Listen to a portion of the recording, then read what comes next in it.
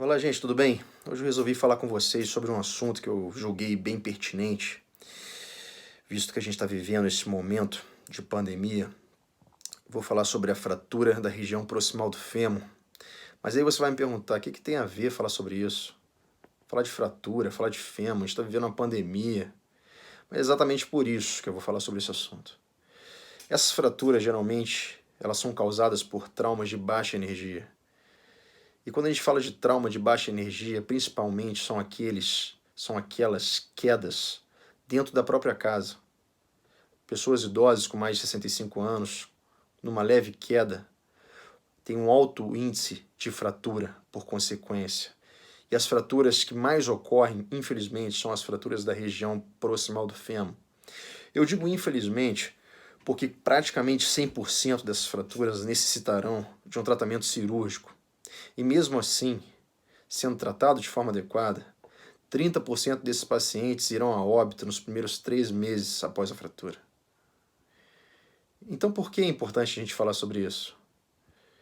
Visto que a gente está vivendo um momento de isolamento, onde idosos com mais de 65 anos, muitas das vezes, estão sendo menos assistidos, sem os filhos dentro de casa, sem os netos, sem os cuidadores, e isso aumenta muito o risco de queda. Consequentemente, aumenta o risco de fratura da região proximal do fêmur. E como eu disse, são fraturas que necessitarão de tratamento cirúrgico. Então imagina, é um paciente que tem um maior risco de mortalidade pela contaminação do Covid-19 e ele está indo agora para um hospital, um ambiente altamente infectado, para resolver uma fratura, tendo agora maior chance também de ser contaminado e ter um maior índice de mortalidade, porque agora, somado à mortalidade do Covid-19, ele tem também a mortalidade pela complicação da fratura da região proximal do fêmur. Mas isso não é o pior ainda. O pior é que este paciente, para passar por um procedimento que nós ortopedistas consideramos um procedimento de grande porte, ele vai precisar de uma reserva numa vaga de UTI. E esse paciente, muitas das vezes, vai utilizar essa vaga de UTI por complicações intraoperatórias, por complicações pós-operatórias ou até mesmo por não complicações, mas só por um respaldo, porque o paciente já tem bastante comorbidade e pode ter uma complicação a qualquer momento.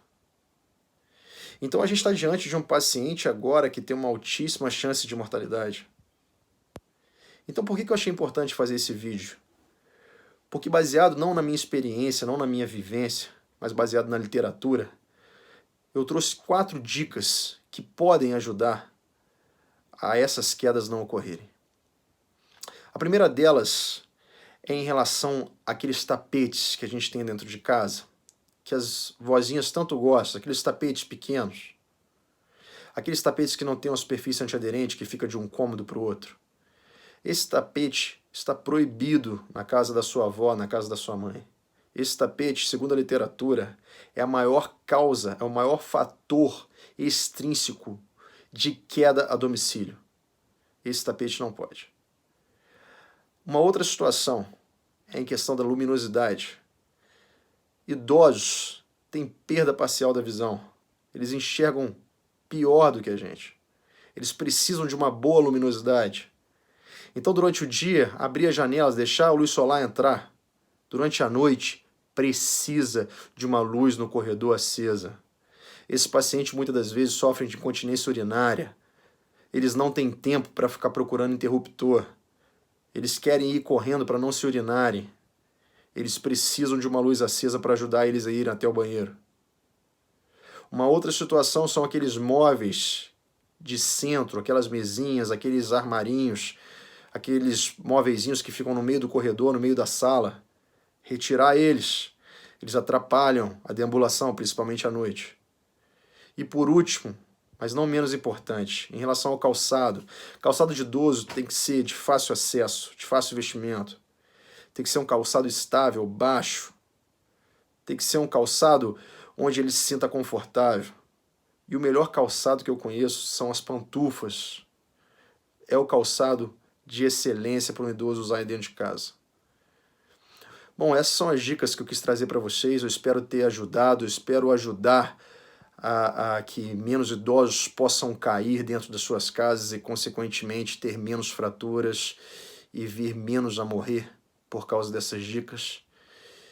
É isso que eu tinha para trazer para vocês. Um forte abraço.